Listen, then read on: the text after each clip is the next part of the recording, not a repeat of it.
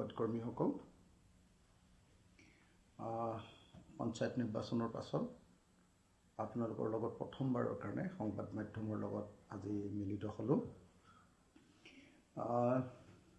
পঞ্চায়ত নিৰ্বাচনত আমি শিৱসাগৰত বেয়া ফল দেখুৱালো।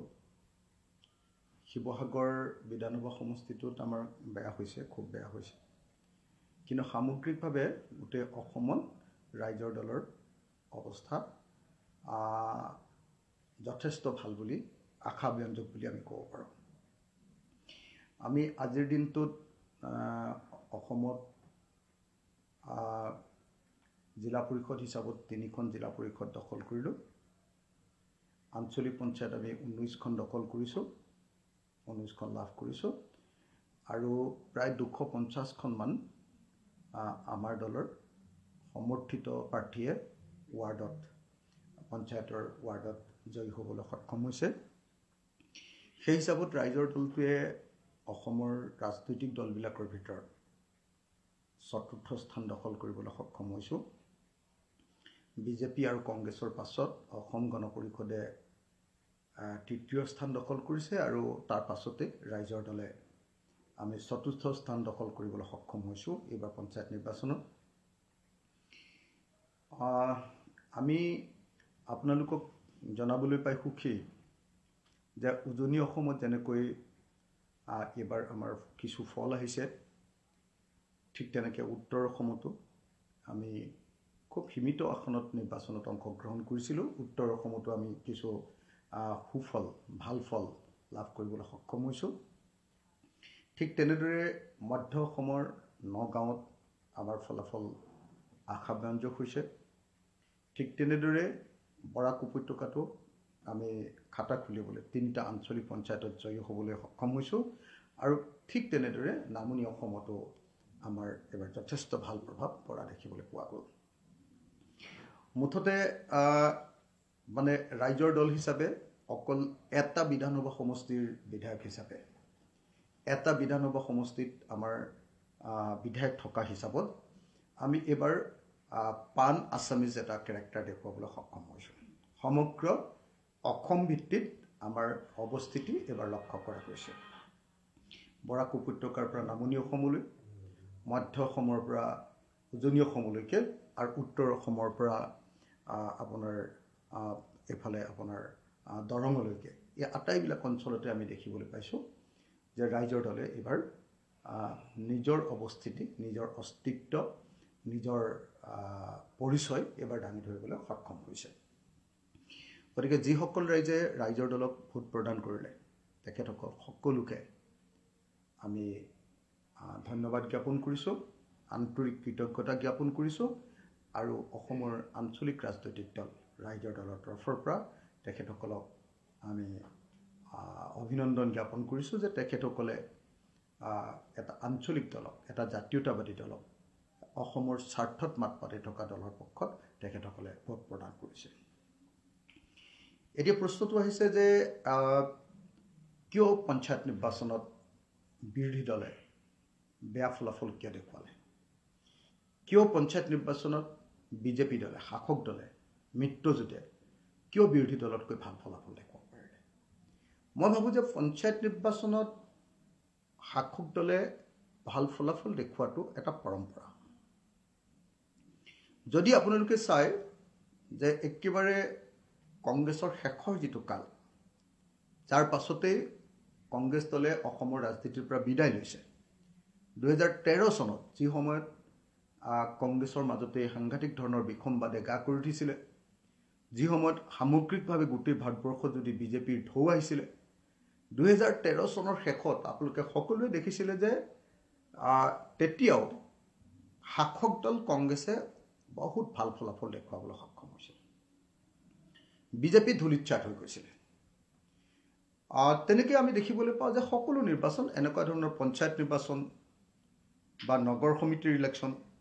বা কাউন্সিলবিলাকৰ যিবিলাক ইলেকশ্যন, এনেকুৱা ধৰণৰ ইণ্টেৰিয়াম যিবিলাক ইলেকশ্যন, সেই ইলেকশ্যনবিলাকত সাধাৰণতে আমি দেখোঁ যে শাসক দলৰ পক্ষতে ভোট প্ৰদান কৰে আৰু এইবাৰ দেখা গ'ল যে উজনি অসমৰ ক্ষেত্ৰত বা সামগ্ৰিকভাৱে অসমৰ ক্ষেত্ৰত সেই একেটা ট্ৰেণ্ড একেই পৰম্পৰা ৰক্ষা কৰি পঞ্চায়ত নিৰ্বাচনত শাসক দলক ভোট দিয়ে শাসক দলৰ পক্ষত মানুহে ভোটাৰে অৱস্থান লয় সেইটোকে সেই পৰম্পৰাকে ৰক্ষা কৰি এবাৰ আমি বিজেপি পক্ষত ভোটদান কৰা দেখিবলৈ পালোঁ দ্বিতীয় কথাটো হ'ল যে আচলতে বিজেপিৰ পক্ষত ভোট কিয় দিছে আমি সকলোৱে জানো যে বিজেপিৰ পক্ষত বা শাসক দলৰ পক্ষত ভোট পঞ্চায়ত ইলেকশ্যনত এই কাৰণেই দিয়ে যে নহ'লে পঞ্চায়তত ৰুলিং পাৰ্টি যদি নিজিকে অন্য পাৰ্টি যদি জিকে তেতিয়াহ'লে সেইটো পঞ্চায়তক ৰুলিং পাৰ্টিয়ে বহুত ডিষ্টাৰ্ব কৰি থাকে সেইকাৰণে স্বাভাৱিকতেই আমি পঞ্চায়ত নিৰ্বাচনত ৰুলিং পাৰ্টিৰ পক্ষতে ৰাইজক ভোট দিয়া সদায় দেখি আহিছোঁ এইটো একেবাৰে বাস্তৱিক সত্য এটা ঘটনা দ্বিতীয় কথা আপোনালোকে সকলোৱে দেখিছে যে আটাইতকৈ যিটো ডাঙৰ তেওঁলোকৰ প্ৰচাৰ যে বিজেপি দলৰ লগত থাকিলেহে অৰুণোদয় পাব বিজেপি দলৰ লগত থাকিলেহে হিতাধিকাৰীৰ আঁচনি বা চৰকাৰী আঁচনিৰ সুযোগ পাব এইটোৱে পঞ্চায়ত ইলেকশ্যনৰ আটাইতকৈ ডাঙৰ আচলতে যাদু এই যাদুৰ ভিত্তিতে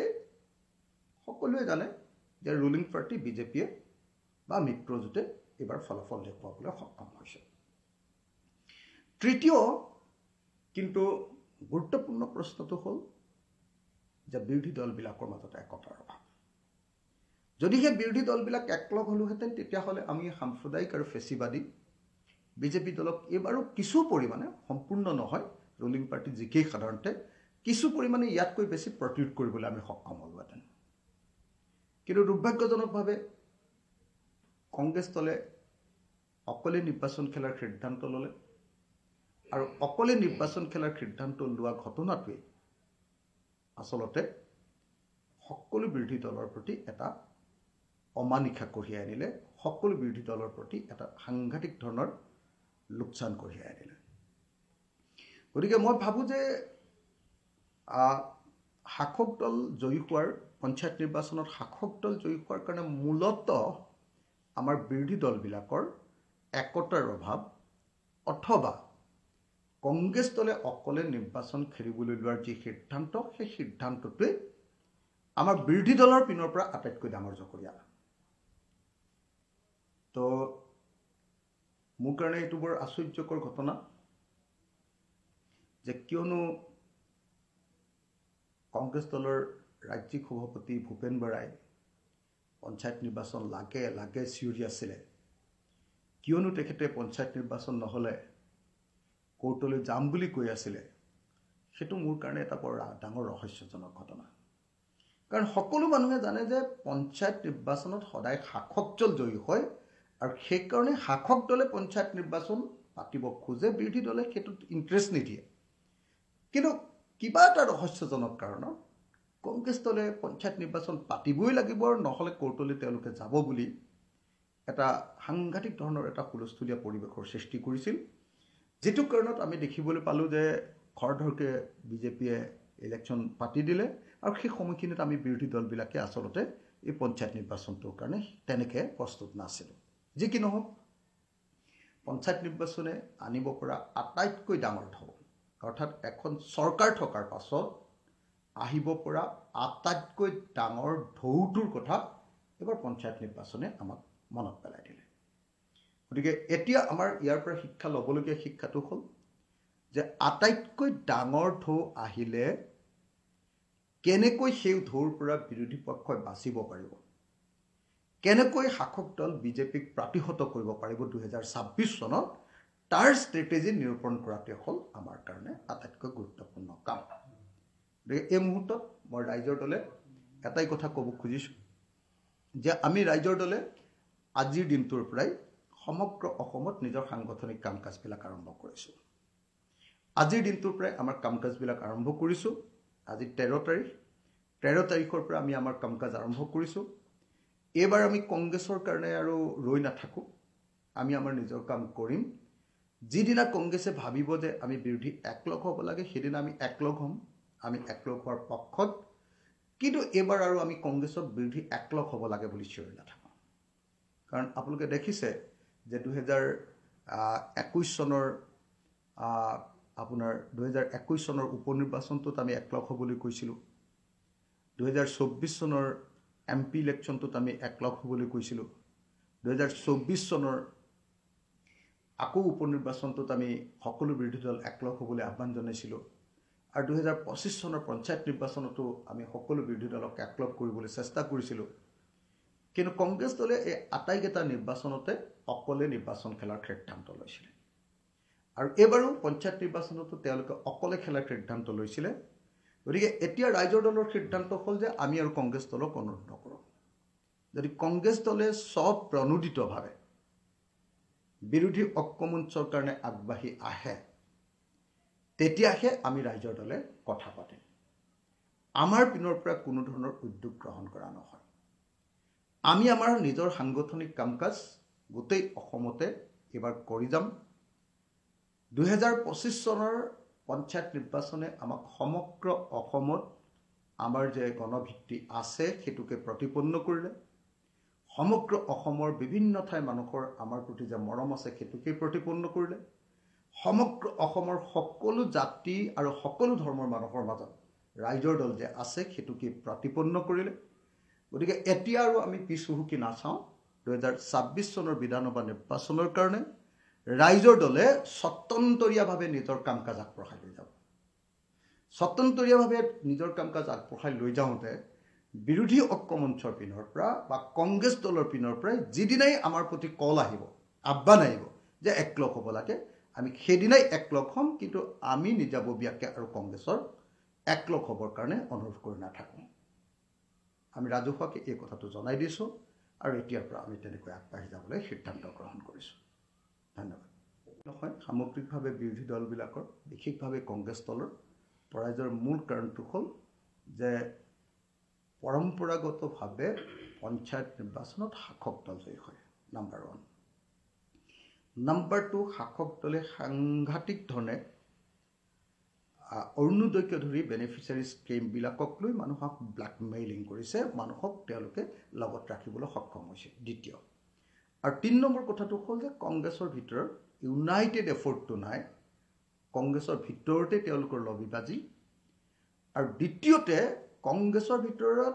নিজৰ ইউনিটিটো নাই দলৰ ভিতৰত নিজৰ ইউনিটিটো নাই আভ্যন্তৰীণ তেওঁলোকৰ একতাটো নাই তেওঁলোকে ইচ্ছাকৃতভাৱে পঞ্চায়ত নিৰ্বাচনত বাকি বিৰোধী দলবিলাকক বিৰোধিতা কৰি অকলে নিৰ্বাচন খেলিবৰ কাৰণে সিদ্ধান্ত লোৱাৰ কাৰণে এনেকুৱা পৰিস্থিতিৰ সৃষ্টি হৈছে